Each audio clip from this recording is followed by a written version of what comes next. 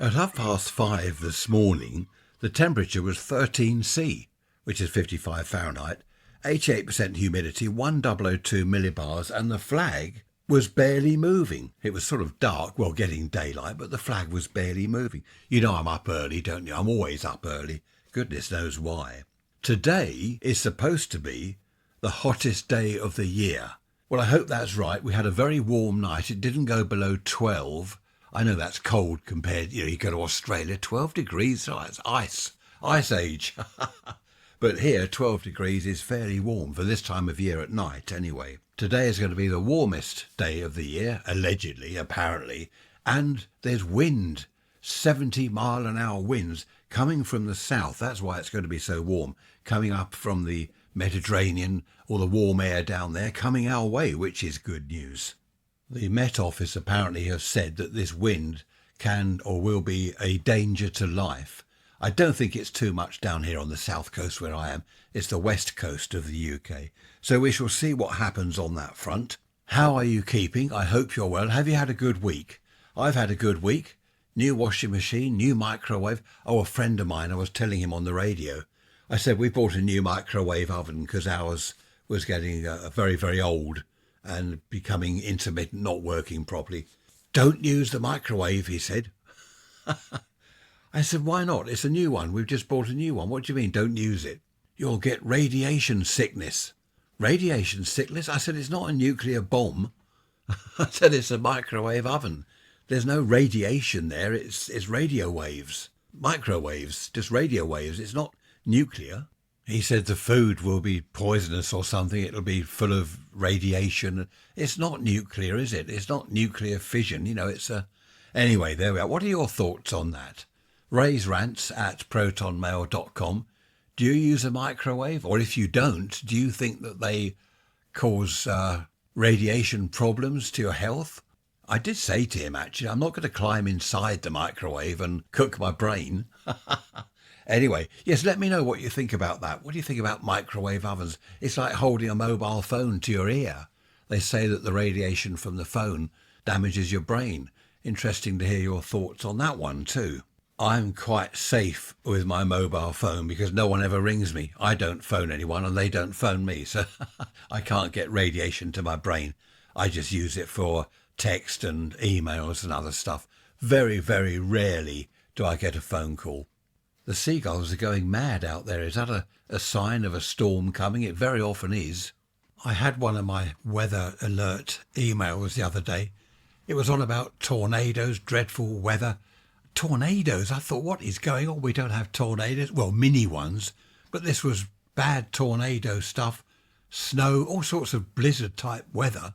And I'm thinking, this has gone daft. It's gone too far. They're exaggerating in the extreme. Then I read at the end, USA. Oh, okay, fair enough. You probably do have that sort of weather out there. But I thought for a minute we were going to have tornadoes and earthquakes and goodness knows what else. We do have earthquakes. Apparently, I heard the other day, who was it, on the telly somewhere, 2,000 and something earthquakes every year we have. They're obviously very, very minor tremors, but yeah, we do have over 2,000 earthquakes a year in the UK. Can you believe it? Now, this is what I call a coincidence. I've just had this weather alert. UK snow forecast. Furious storm Kathleen smashing into Britain today as 70-mile-an-hour winds and heavy snowfall strike. Come on, I mean, the sun's out. It's about 15 degrees out there. Storm Kathleen smashing into Britain. I don't know. I just don't know what to say.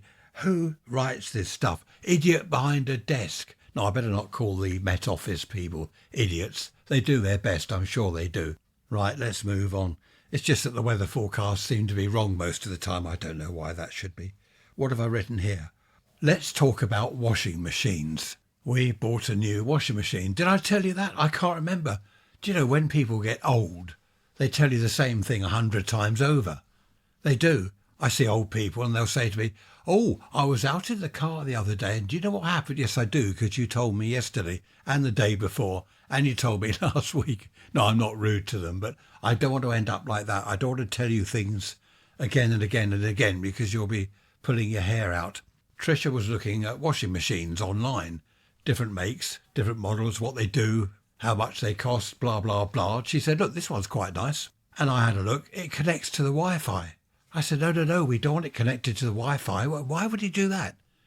We don't want to tell Beijing that our washing machine's washing my socks. Actually, I think it's Samsung, which I believe is South Korea, but it says on the machine, made in Poland. I don't know why we can't make washing machines ourselves. Well, we do, don't we? We do make washing machines ourselves. Do you know Hotpoint and Hoover back in the day, they were massive names in Britain and probably abroad. The Hotpoint factory, I went there, I had a look round there. It's in Wales, North Wales. Massive factory, employing thousands of people. Huge factory. Same with Hoover. Where was it? Hoover Limited, Perivale. Up in, is that Middlesex? I don't know, somewhere up there. Hoover made every sort of domestic appliance going, plus they made motors. I remember big electric motors with Hoover Limited written on them for various applications. And now you buy a washing machine and it's come from South Korea. Well, the company is South Korea. It was probably assembled in Poland, I don't know. But I must say it's a lovely washing machine. It's so quiet. The old one, the drum bearings had gone and Struth, you could hear it a mile away. It was awful. Anyway, there we are. The two lads that delivered it, they were lovely, Indian. And they saw my engine, my stationary engine, my little petrol engine, 1938 Lister D engine. They saw it out on the patio. I've been getting it ready to fire up for the first time this year. And he said, we still use those in India. And I said, I know you do. I see on YouTube the videos. He was saying they use them to pump water, generate electricity. And they both, I think his mate didn't speak English or not very much English, but he did. And he was telling his mate all about it.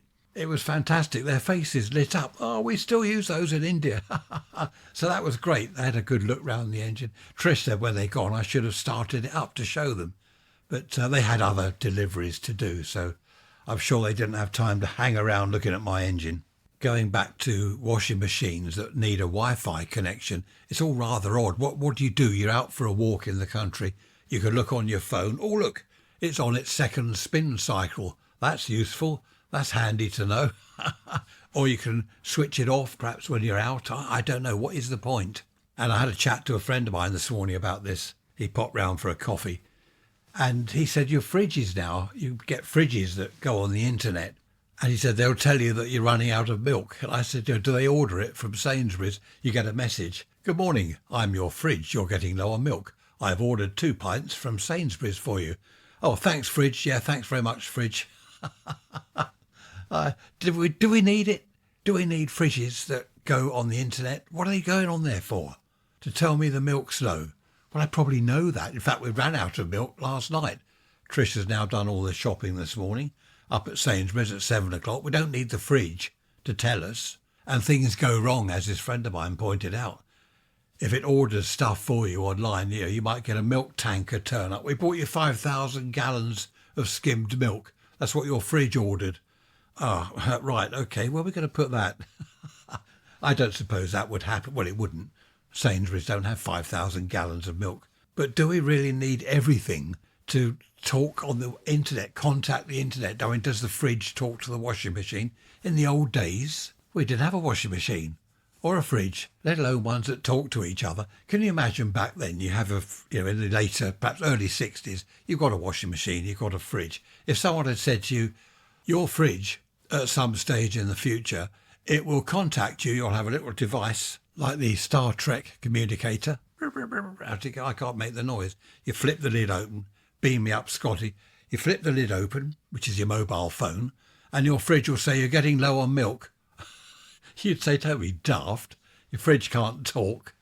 And there it is, the fridge is talking to you. Well, not talking as such. Isn't progress a funny thing? I don't know where it's all going to end. Where will it end? The fridge will be in charge. You'll be wanting to order something. You'll go online, I'm going to order some beers. And your fridge will be saying, no, you're not having that. You're not having alcohol. It's bad for you. Oh, OK, I can't order. Every time you go to type it in, it cancels it for you. You never know. Many a true word.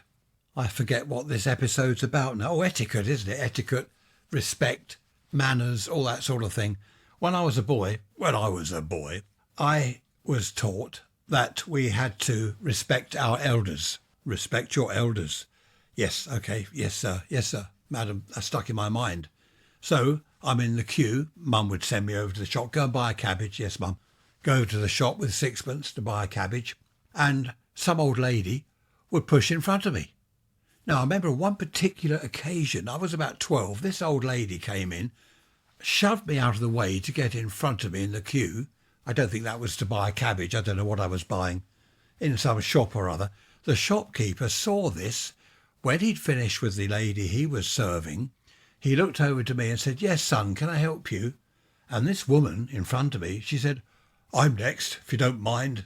And he said, "I'm sorry, the young lad there, he was next. You pushed in front of him." And she had a right go. I can't remember what she said. I should come first, blah, blah, blah. And I do remember as she stormed out of the shop, I said, "And I'm taught to respect my elders?"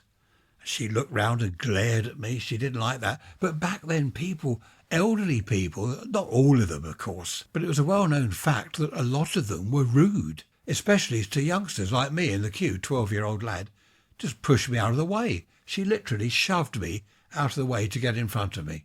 Despite that experience and others like that, from a young age I was taught to give up a seat on a bus, for example.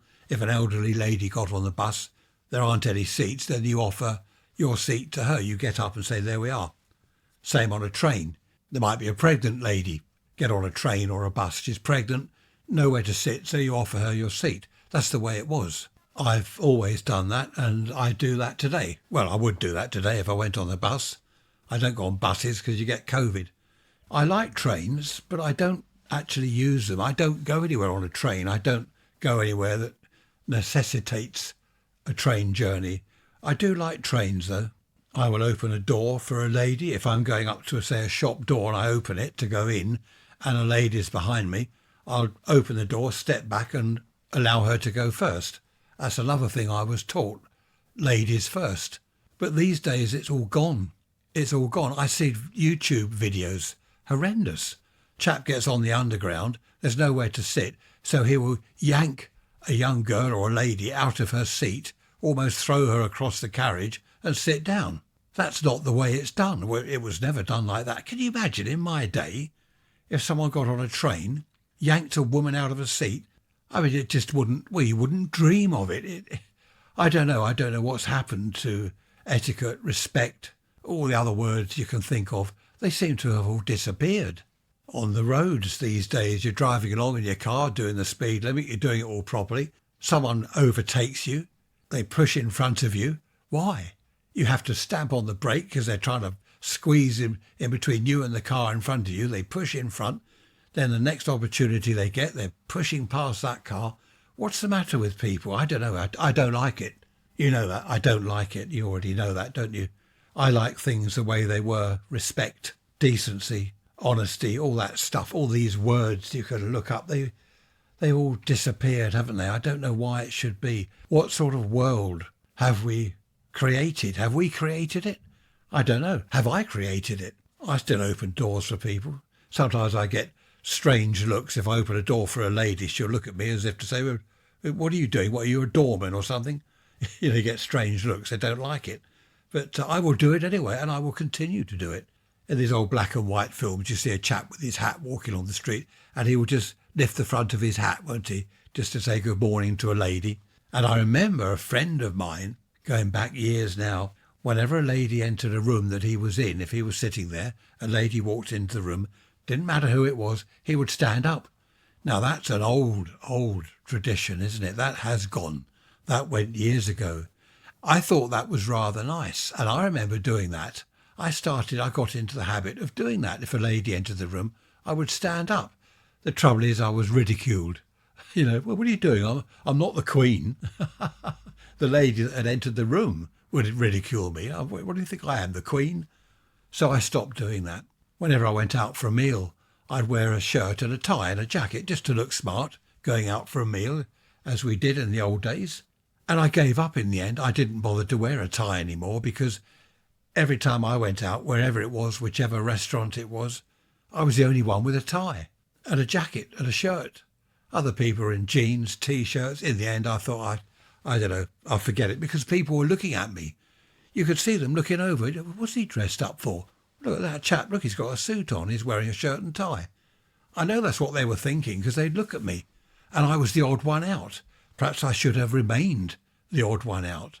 I just thought it was nice to dress up. We're going out for a meal, so I put on a jacket, not necessarily a suit. But I thought it would be nice to wear a jacket and a tie, that was all. And a shirt, of course. I used to, in the old days when I was a teenager, I used to wear a T-shirt with a tie and a jacket, because then people would look at me. But I was in my teens. I could get away with it. I loved doing that. I did try that recently, a few years ago. I think we had a few people round here for drinks or whatever it was, a barbecue. And I had a T-shirt on and I put a tie on. Of course, people were looking at me. What are you doing, Ray? Well, you got a tie on. Are you mad? I was just say, yeah, I'm mad. There's someone in my head, but it's not me. I used to wear a shirt and a velvet jacket, not with a tie, just a shirt and a black velvet jacket. I love velvet. It's gone now. I don't have it. No, actually, I still have one velvet jacket left. And I would wear cufflinks with the shirt. This is only, I don't know, 15, 20 years ago. And it would annoy people. I don't know why. Why are you wearing cufflinks? Well, because it's a shirt. It takes cufflinks and I like them. Yeah, but people don't wear cufflinks these days. Yeah, well, I do.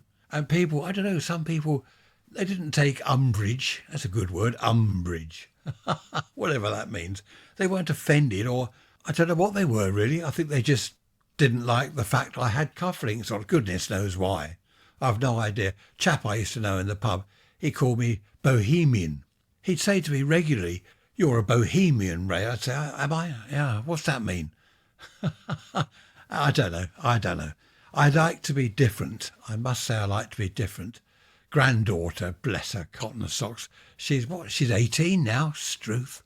She comes round here and she says, "Grandad, you've got red shoes on and a green whatever. It doesn't go." And I say to her, "I know. That's why I'm wearing them, because they don't match. They don't conform." What's that word? Anti-disestablishmentarianism. That's easy for you to say.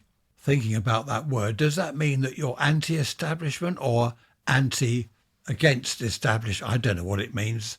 Anti-establishment. Anyway, let's move on. No doubt you'll email me and tell me. raisrants@protonmail.com. Be good to hear from you, as always. Thanks to those that emailed me and said they liked the woodpecker in the North Carolina woods. Excellent. And the other bird singing. I don't know what he was, but the woodpecker. I love the echo with the woodpecker. They're pecking, they're banging on the tree. Echoes around the woods, doesn't it? It's got that lovely sound, that lovely, I don't know, springtime, summertime, whatever. That sound, the way it echoes throughout the trees. Fantastic. I must get up to the woods. The sun's out now, but it's not warm. The forecast tonight is 12 degrees, I believe.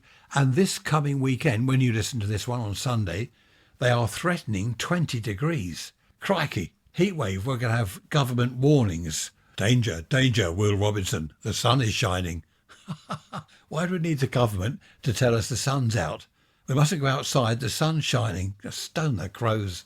I know it's been a long time coming, but I am interviewing my guest this coming Monday. So where are we? That'll be the day after you hear this, tomorrow, if you're listening to this Sunday.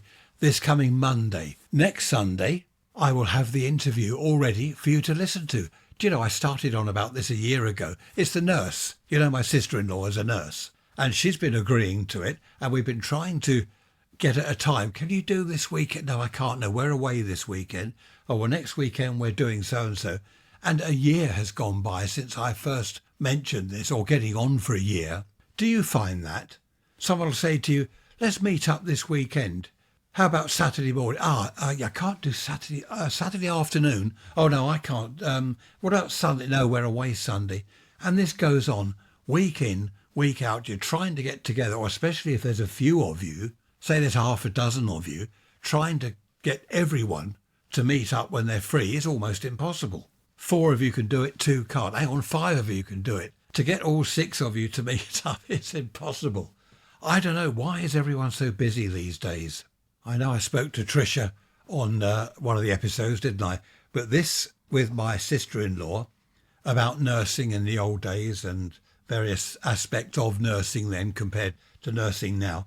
I've written out I've got my sheet here. These are all my questions, and I've given her a copy because this is my first proper, not an interview, is it? It's a chat. My first proper chat with a proper guest. Not that Tricia wasn't a proper guest, but this is, I don't know, it's different. And my sister-in-law did say, I don't think I'll be any good at this. So I've given her a sheet of paper there. And on that, there's all the questions that I'm going to ask her, just to give her an idea so she can perhaps get some answers ready. Hopefully it'll go well. If it does, then, and you lot like it because you're the listeners. I mean, it doesn't matter whether I like it or not. Well, it does because I do enjoy all this. I'm looking forward to it actually on Monday morning. I don't think we've set a time yet, but I'm looking forward to it. And if it is successful, if you all like it, then I might try and find other people. The trouble is no one wants to do it. A friend of mine popped round this morning. He was a radio officer in the Navy for years, a long time ago. A lot of the stories he's told me I couldn't tell you anyway, but to have him round here chatting on the other microphone about his days going to different ports, different countries in the world, sailing the seven seas, be really interesting. But he said, no, I'm not, no, I'm not doing that. Oh, no, I'm not going. No, I'm not speaking on a microphone. No one wants to do it. It's a shame because that would be interesting. Mind you, half of it would be edited out. Well, 90% of it would have to be edited out. End up on the cutting room floor. I should have gone to sea as a radio operator. In my teenage years, I did know a couple of radio officers and they were telling me all about it. And I wanted to do it. I wanted to sail the seven seas and and all the rest of it. I'd listen to the ships on the radio, because I'm into radios. I'd listen to them communicating with Coast Guard stations. I'd listen to the Morse code because I learnt Morse code. I wanted to do that. I wanted to be that radio officer on that ship sailing off to Australia or wherever. But I stayed in the TV workshop in Worthing. There we are, thinking about people to interview or chat to. Tricia's dad, bless him, is passed away now. He was a train driver, started on steam back in the 50s, was it, or earlier? He was a steam engine driver. Every young boy back in the 50s wanted to be an engine driver. Then, of course, he went to electric and he did diesels. Struth, what was that? News alert, danger, Will Robinson. But yet, sadly, he's no longer with us. But he would have been a really interesting person to chat to about the good old days of steam engines. I don't know what that news alert was about. I don't look at them anymore. It's always depressing or whatever. The news is ridiculous these days. I just don't bother with it. I've been trying to make up a jingle. Do you remember I was talking about that last week? Was it idiots behind desks? Because it's becoming a sort of regular thing each week, a spot, isn't it, on the programme or show. Apparently this is a show. People have said, I like your show. I didn't know it was a show. Anyway, it is. And it's a regular spot on the show. And I tried to make up a little jingle. And Tricia said, no. I play it to you. This was the beginning of the jingle. I was going to work on it further. But Tricia said, no, do not put that on there. Hang on, here it is. Idiots behind desks. It didn't quite turn out as I thought it would. It's kind of metallic. And I do agree with Tricia. I cannot use that. I want someone perhaps singing, I don't know, visit idiots behind desks. I think I'll forget the whole jingle idea. Do I have an idiot behind a desk slot this week? I think I have. I shall tell you later. Talking of jingles, I was listening to some old recordings of Radio London in the old days, the pirate ships here, Radio London, and the jingles on there. And someone was saying on the clip that the jingles came from an American radio station. Radio London was based on, now what was it, I can't remember the name of the station. And the jingles, although the words were changed, were exactly as the American station back in probably the 50s, the late 50s. Because you probably heard it, wonderful, Radio London and all that stuff. Well, it was wonderful, whatever it was, Radio KIL or something. I don't know what it was. I should have kept the little clip. I could have played it to you. But it was interesting to discover that our pirate stations were based on the American way of doing things, the format, the presentation, the whole thing was based on American stations and hugely successful. Happy days, it's all gone now. Of course, the BBC, I don't think they were based on anything. There we are, idiots behind desks, the BBC. Talking of etiquette, honesty, decency, morality, this chap I knew, it's not funny really, this chap I knew back in must be the 70s, I was in the pub one night and he said, Ray, I'm glad you turned up. And he gave me a 10-pence piece. You remember the old 2-shilling coins? They were 10 pences in the end. He said, can you go and phone this number? There was a phone in the sort of foyer, the entrance to the pub. And I looked at the number and I said, yeah, well, whose number is it? Pam. It's Pam's number. Now, Pam, I knew her. She was Jim's, what can I say, young lady on the side sort of thing, because Jim was married. And I said, I don't really want to phone Pam. You know, what's this about? He said, well, she's meeting me up here tonight. I said, yes. He said, well, my wife's decided to come up here and meet me. So can you tell Pam that and tell her not to come? So I said, Jim, I really don't want to do this. And he said, no, it's all right. I'll buy you a pint. He was 10 years older than me. He's passed away now. I don't know. What a lad. So I phoned Pam. She said, hello. I said, hello, Pam, it's Ray. Oh, Ray, hello, Ray. I said Ray from the pub. That way she knew me.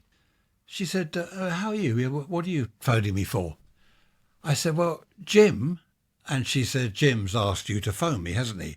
I said, well, yes. And she said, yes, carry on. I said, well, he was meeting you here tonight in the pub. That's where I am. Yes.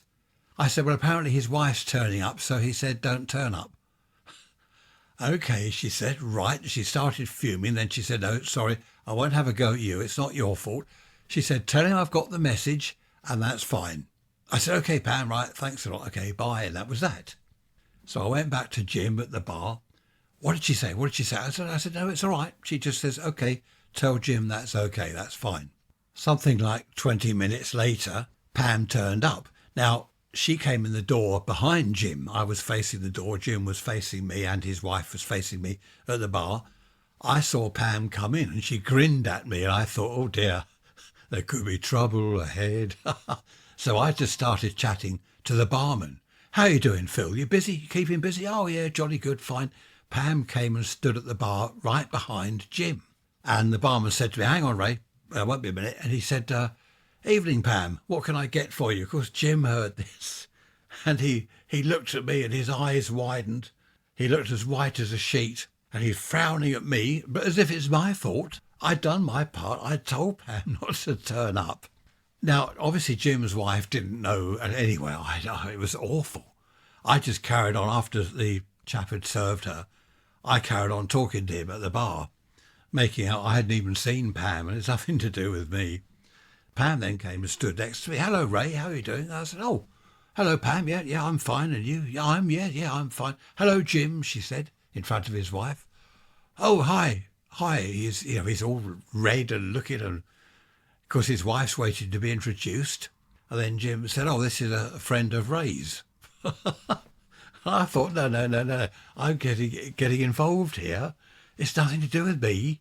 Jim and Pam and I were exchanging pleasantries, and then Jim's wife joined in, and Pam and Jim's wife started chatting, and they went to sit down together. So Jim's saying to me, what are you doing? I thought you'd phoned her. I said, I have. I phoned her. And she said, okay, she understood. And he was mumbling under his breath and swearing, what am I going to do? I said, well, look, it's nothing to do with me. I'm not getting involved. Although I was involved already, really. Pam was obviously in a devious, mischievous mood, and she called over, Ray, Jim, come and join us, come and sit down. So we joined them at the table. I sat next to Pam, Jim sat next to his wife, and Pam was all over me. She's holding my hand and cuddling up to me, kissing my cheek, obviously to wind Jim up. And I thought, no, this isn't good at all. I'm getting deeper and deeper into this hole. Anyway, it all got totally out of hand because Pam started, what's that old-fashioned word we used to use, started snogging me. I kept saying, oh, I'm going to go and get another drink. I'm going to go and buy some cigarettes. I need the loo. I'll be back in a minute. I kept disappearing. Things got worse or better and better. I don't know which way to look at it, really. Pam and I were getting on really well. The drinks were flowing and Jim was fuming. His wife knew nothing about what was going on. She's just totally innocent. And Pam, in the end, said, do you want to come back to my place, Ray? Have a drink or a coffee or something there? I finished my drink and said, oh, that's a lovely idea, Pam. Yes, thanks, I'd like that. Of course, Jim's glaring at me. His wife saying, OK, nice to see you. Bye-bye, take care. Off we went, Pam and I. We left Jim there with his wife. This was before I was married, so I'm totally innocent of any adultery. He wasn't. Jim wasn't. Anyway, he rang me the next day. He was fuming. What happened? Where did you go? You shouldn't have gone back to her place. And I said, Jim, I played the part for you. I got you out of trouble. I played the part of Pam's friend. We got on well together and we left together. I said, that's what you wanted, isn't it? He didn't really have a leg to stand on. I was helping out a friend. I was being polite. It's etiquette, isn't it? Social etiquette. Just helping a friend. Talking of etiquette, what do you say to someone if they've bought some new article of clothing, say it's a jacket, and they say to you, look, I bought this today, what do you think? You're thinking, that is awful. It's dreadful. I wouldn't wear that. Awful. Do you say that to them, it's awful, or do you say, oh, that's really nice, yeah. Oh, well done, I like that. What do you say to them? Are you polite and kind and lie? I don't know. That's an interesting one. I knew a young woman many years ago. She spoke her mind. What was it? She used to say a spade is a spade or something. And she was honest, totally honest. She would tell you exactly what she thought. I remember a friend of hers came in. We were in a pub somewhere, as usual. And this friend of hers came in and she said, I bought this today. It's quite a nice summer dress. A short sort of summer dress. It was really nice. And this woman I knew, she said, oh my goodness, what is that? Where did you get that from? A jumble sale? And she was going on. She was being honest, but is that a good idea? Surely white lies are better in circumstances like that. This girl was really pleased with it. And to be honest, it was nice. I told her that. I wasn't lying. I said, you look really good in that. It suits you. It's lovely. And this other woman, oh, don't you start. She had to go at me. Don't you start lying to her. Tell her the truth. She wants to know the truth. She should never wear that again. Take it back to the shop. That's what I'd do if I were you. Go and get your money back. And this poor girl was all upset. I think that's unkind and unnecessary. Even if you don't think it's good, just say, oh yeah, that's okay. That's nice. As long as you're happy with it, leave it at that. Or perhaps that's going too far, as long as you're happy with it, implying that it's not. I don't know. There we are. It's all good fun, isn't it? People are so different, aren't they? The same woman, the calls a spade woman, she used to try and catch me out with punctuation and English grammar. She'd say to me, which is correct then, Ray? Pronunciation or pronunciation? And I'd say, well, it's pronunciation, isn't it? And I remember on one occasion she said to me, what's the plural of mother-in-law? And I said, well, loads of them. No, come on, what's the plural of mother-in-law? I said, mothers-in-law. Oh, yeah, okay, yeah. She was hoping I'd get it wrong. She wanted to catch me out, prove me wrong, and all this business. She came out with apostrophes, punctuation, grammar, syntax. And what I started to do, probably a bit naughty of me, to wind her up, I deliberately get it wrong. She said, which is correct? Split infinitive, which is correct? To slowly walk or to walk slowly? So I said to slowly walk, which is incorrect, of course. No, you've got that wrong. Didn't you go to school? Blah, blah, blah. And after a few, weeks of my getting everything wrong deliberately, she said to me, you're doing this deliberately, aren't you? Just to wind me up. And I said, yes. I don't know. She stopped doing it then. She did stop doing it. I think she started to change in the end, because calling a spade is all very well, but it turns people against you. If you do it too often, you get a bit of a reputation. People get to know you. They don't like you for it. You're ousted from the group of friends, pushed aside. People just don't like that sort of thing, which is understandable. She was okay in the end. She did change and she was fine. Have you noticed how second-hand items as they used to be called in the good old days. It was second hand. They then became used, not second hand, used, pre-owned, and now they're pre-loved. Well, if I if I sell something that I've had for years, it's second hand, I don't think it's pre-loved. I might have loved the item depending what it was, I suppose. How things change. I make mental notes of how things change. Adverts on television, change of words, change of meanings of words in these adverts. It's strange. As far as I'm concerned, if I buy a second-hand radio, it's second-hand. It's second-hand. It's not pre-loved. The owner might not have loved it at all. He might have hated it. That's why he sold it. Just going back to etiquette, doing the right thing, be very careful. If you're driving along the road, you come to a junction, you want to pull out, and a car, this is on the main road that you've come to the junction of, you want to get out onto the main road, the car slows down, flashes his lights and waves to you, come on, pull out, I'll let you out. Then he drives into the side of you. Insurance claim, you pulled out in front of him. And it's on his dash cam, there we are, you pulling out in front of him. These days, I don't pull out or do anything that another driver says. If he flashes his lights, I don't. I just sit there, no, you carry on, you do what you're doing. Then I will pull out or go around the other car or whatever it is. Because this does happen a lot. I only mention that because I saw something on the TV about it the other day. It's another con, isn't it? Everything seems to be a con these days. You've got to be so careful. Talking of second-hand, I was given a second-hand tape recorder. My brother-in-law's brother gave me that yesterday. He popped round and he gave that to me. It's a Tandberg 3000X series. Who remembers that? Manufactured 1970. I bet half of you listening to me now weren't even born in 1970. I'm sure you were. I do have a lot of younger and older listeners, of course. I'm sure a lot of you were around in the 70s. It's quite nice. I've ordered a new drive belt for it. I shall give it a good service. It does work, just wants this new belt. £17 for a rubber band. That's all it is, a huge elastic band, really. Well, it's not like an elastic band, it's a proper drive belt. £17. But it's well worth it if it gets it working. He also gave me a radio, which is good, like a two-way radio, amateur radio thing, which is good. That doesn't work properly, so I shall have to sort that out. I do like old gear. I like the old days. I like the old houses. Aren't old houses nice? They've got character. I don't mean old houses that are several hundred years old, where they've got very thick walls, no cavity walls. They're too old, because very often they are listed buildings. You're not allowed to change anything. You can't knock things down and add bits on. But houses, Edwardian, Victorian, I think the Victorian times, I like the houses from that era. They're really nice. They're well built. They've got lovely fireplaces. Anyway, we're not talking about houses, are we? We're not meant to be. That radio that my brother-in-law's brother gave me, is he my brother-in-law once removed? Or what would you call a brother-in-law's brother? Your brother-in-law's brother, I suppose. This radio that he gave to me, I sold him that. This is amazing. I sold him that very radio back in the very early 80s.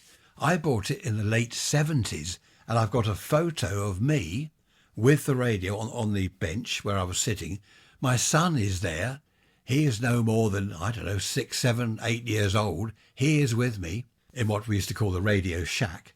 He's with me, and you can see the radio there, that very radio. So after all these decades, I've got it back. So that is really nice. Even though it doesn't work, even if I can't get it to work, I shall keep it because that has many memories for me from all those years ago. Are you a hoarder? I used to be a hoarder. The trouble is I had so much stuff in our loft here, our attic. I had radios and electronic stuff from years and years ago. Military stuff, military radios from the 40s. And it was too much. Trish said to me, what are we going to do? We can barely get into the loft. It's just jam-packed. So I have got rid of a lot of it, sold a lot of it, given some of it away, given some of it to Amberley Museum. Oh, we're going there Sunday. When you're listening to this, Sunday, we're going up to the museum again. We're going to take a picnic and have some lunch out there, which would be nice. I believe the weather isn't too bad. They've stopped taking things now, radio things, because they've run out of space. Several times I said to them, I've got this and I've got that. Do you want me to drop off a radio? Oh, no, we haven't got any room. It's all very well being a hoarder if you have the space. If we had a huge house, well, it's probably best actually that we don't have a huge house, because I would just have mountains and mountains of radio gear, mostly vintage radio gear. I sold a nice TIAC, reel-to-reel tape recorder, some years ago, because I didn't use it. Now I've been given this one. Oh, I had a load of tapes, loads of reel-to-reel tapes, all different sizes, 7-inch. I can't remember the tapes. Were they 5-inch or, yes, 5-inch, 6-inch, 7-inch tapes? Apparently, on the tapes, I was saying what's on the tapes. He said mainly Alan Freeman. Pick of the Pops, recorded on VHF FM stereo back in the old days. Pick of the Pops with Alan Freeman. So I'm looking forward to listening to those. Mind you, as the tapes are that old, the what is it, the brown stuff that comes off? Is it iron oxide or something? They might not be too good. You get dropout and things like, is it iron oxide? You know, that brown coating on the tapes. I forget what it's called. I haven't repaired a tape recorder for years. I used to do that, of course, in the radio and TV workshop. We also did radiograms, record players, tape recorders, cassette tape recorders. I always liked the reel-to-reel tape recorders. The cassettes I didn't like too much. Of course, these days, recorders don't have any moving parts, do they? They're all chips, ICs and things. Nothing moves. No tapes to watch going round. I think that was half the fun of it. You'd have a tape recorder, watch the two big reels going round as you're listening to the music. And the records, of course. You'd watch the record going round, and you'd have the sleeve, if it's an album, the album sleeve. LPs they were called in the good old days, with all the pictures on, pictures of the band or the group, as they were called. I don't know where this band idea came from. How things have changed. How many times are I going to say that? How things have changed over the years. Tape recorders back in the day, of course then we had CDs. Oh, they're dreadful, CDs, awful things. Tape recorders back in the day were brilliant because you didn't have to buy records. You just record whatever records you wanted, whatever tracks you wanted from Pick of the Pops with Alan Freeman. Someone else did it. I think Alan Freeman did it mainly. There'd perhaps be a new #1 record out this week and you want that one. Well, instead of going downtown and buying the record, you wait until it comes on the radio, decent VHF FM transmission if you had the proper gear, and record it on your reel-to-reel tape recorder. Okay, you didn't have the record cover, the album cover, with the pictures on and the lyrics perhaps and information, but at least you had the music. And of course everyone was just recording stuff off the radio. A lot of people used a microphone. A cheap tape recorder with a microphone stood next to a transistor radio, and it sounded awful, absolutely dreadful. You had to record direct from a proper FM tuner or proper equipment. That was great fun. Everyone waited, was it between 5 and 7, I believe, on a Sunday evening? I can't remember. It was a long time ago. I never did like CDs. They were just, the quality was dreadful. People talk about CD quality as if it's the ultimate quality. It's not, it's dreadful. It's all compressed and horrible. Every teenager back in the 60s had a record player in their bedroom, and those that were lucky enough that had a little bit of money, because tape recorders weren't cheap, but if you did have one, then that was excellent. You could record everything. But just about every teenager had a record player in the bedroom. I know I did from about, 12 years old, I suppose. Some people would give me records. We'd swap records at school. If I had one I wasn't too keen on, I'd swap that for someone else that had a record that perhaps I would like. I had Little Donkey by Nina and Frederick. I don't know what happened to that one, whether I swapped it or kept it. I had Wooden Heart, Elvis Presley. That was on a black, was that the Decca record label? This isn't a music programme, so I'll stop banging on about that. And we'll get back to Etiquette, perhaps. I think we've done Etiquette, haven't we? Decency and all that sort of stuff. We've done all that, haven't we now? One record I had was Stars Fell on Stockton, the B-side by the Shadows, and the A-side, who knows what the A-side was? Wonderful Land. That was on a Green record label. Was that Polydor was red. What am I saying? I said we'd move on from music and etiquette and all that. Record players, tape recorders, cars, opening doors for people, music, being polite.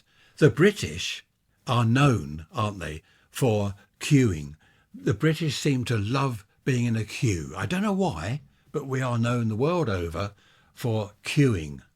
Whether it be at a shop door or at a football match, you get in the queue. And we're also known the world over, renowned we are, for apologising. Oh, I'm sorry, all the time, sorry. Someone bumps into you and it's their fault and you'll say, oh, I'm sorry. And it's not your fault, it's their fault. I don't know what it is. There is something about the Brits, we just love apologising. Very often you'll find perhaps a couple of people, they bump into each other with their trolleys at a supermarket, and they're both, even though it was one person's fault, not the other, they're both saying, I'm sorry. And there's this kind of standoff going on. I do apologise. I'm so sorry. No, it's fine.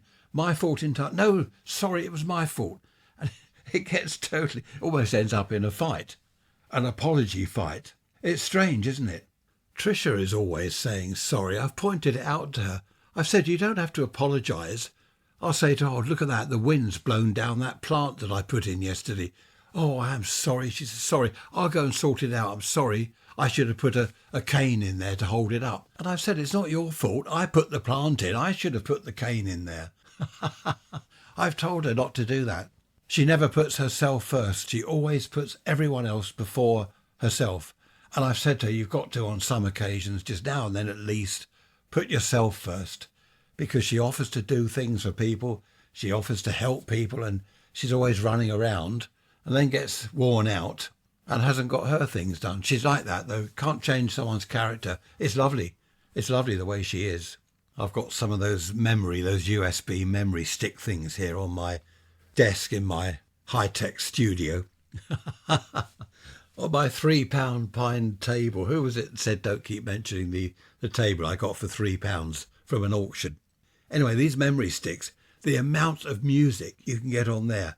Imagine the amount of tapes. I have bags and bags of tapes that my brother-in-law's brother gave me. Big plastic bag, huge plastic bags full of tapes. All the music on all those tapes, you'd get 10 times that amount onto one of these little memory sticks. 100 times probably. Isn't that amazing? No moving parts, just all on the little memory stick. That's quite incredible, isn't it? Before I go, I'll just mention something I heard on the telly. The post office, our GPO here, General Post Office, they deliver letters. There's the first class and the second class. And they're now thinking of, cutting out the second class or only doing a couple of second class deliveries a week. Now, the NHS, the National Health Service, have said that's bad because they send out something like 10 million letters, not a day, but whatever it was, a month or a year, I don't know, 10 million letters about people's appointments, and they use the second-class mail service. And the NHS are saying people won't get their letters telling them when their appointment is until their appointment's gone. A lot of letters these days don't turn up, they get lost, it seems. Others are late. If they cut down the second-class deliveries to a couple of days a week, people will miss appointments. One chap on the telly said, in this day and age, they should be texting people, messaging people, emailing people. That's great. Good idea. I get text messages from my doctor. Here's the thing. What about older people that don't have a mobile phone? They're not on the internet. They rely on the post. What's the right word? Conundrum, is it? I don't know what it is. It's a problem. It's a pain up the nose or something. This day and age, appointments should be sent out electronically, text, email or whatever. But of course, not everyone is on that system. And, as someone else pointed out, I'm on the system. I've got email, I've got text. As I get older and senile, I'll be thinking, what's this message from the hospital? What's this? Rubbish, I'll delete that. Because I've gone doolally. So what happens then? Mind you, if I got a letter, I'd be reading it. What's this rubbish from the hospital? Screw that up and throw it away. Luckily, I've got Tricia, who's a lot younger than me. So when I do finally go totally doolally, she'll be able to organise me. She organises me now. I don't know what I'd do without her. It is a worry, though, for people that are getting on a bit, even if they've, as I say, they've been on the internet for years, they've got used to it all. As they get older, they start, what's that awful term, losing their marbles. Where did that come from, losing their marbles? I think I've lost my marbles years ago. Happy days. Raise rants at protonmail.com. Be lovely to hear from you. If you have any ideas or anything to say, or just say hello. Haven't had any far-flung people, well, in far-flung countries, emailing me. Still had no one from Christmas Island. That would be nice. Anyone live on Christmas Island? Ascension Island, somewhere like that? Be nice to hear from you if you're out there in the middle of nowhere, in the middle of the sea. Wherever you are, raise rants at protonmail.com. I think I'll go and bung something in the microwave. If you don't hear of me again, it's because I got eradicated. What is it? Is that the word, irradiated? I don't know what it is. I'm going to disappear, not quite the hour, I know, but we've got Trisha's mother coming round today. Trisha is at my mother's at the moment doing the housework. I haven't gone with her because my mother's got a bad cold. I don't want to catch a cold. I'm hoping Trisha won't give me the cold. Anyway, that's why I'm here, home alone, and that's why I've got to disappear. Lots of things happening today. Amberley Museum tomorrow, and Monday, of course, sister-in-law is coming round. Sister-in-law as in retired nurse, and we're all set up here in the high-tech studio with the mixer, the microphones, and I shall be chatting to her. So look forward to that one for next Sunday. In the meantime, take care. I will see you on Wednesday. Behave yourselves. I won't say don't get caught and all that. Yes, I will. Look after yourselves. Health is important, so keep healthy, stay happy. Bye-bye for now.